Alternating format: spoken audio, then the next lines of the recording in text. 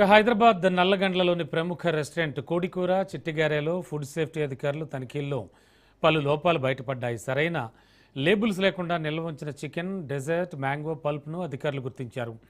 వంటగదిలో పనిచేస్తున్న ఇద్దరు సిబ్బంది గోర్లు కత్తిరించుకోకుండా అపరిశుభ్రంగా ఉన్నట్లు తేలింది. గ్రైండింగ్ ఏరియా, కిచెన్ సీలింగ్పై భారీగా దుమ్ము జిడ్డు పేరుకుపోయినట్టుగా గుర్తించారు. డ్రైనేజ్ ప్రాంతాల్లో ఆహార వ్యర్థాలు పేరుకుపోవడంతో పరిశుభ్రత లోపించినట్లు వెల్లడైంది. రిఫ్రిజిరేటర్లు సామర్థ్యానికి మించి నింపడంతో కూలింగ్ వ్యవస్థ సరిగా పనిచేయడం లేదని అధికారులు తెలిపారు.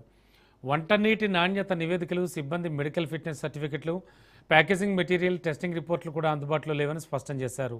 ఫుడ్ సేఫ్టీ అంచనాల్లో 98 మార్కులకు గాను కేవలం 60 మార్కులే రావడంతో రెస్టారెంట్ నిర్వహణకు అధికారులు సూచనలు జారీ చేశారు.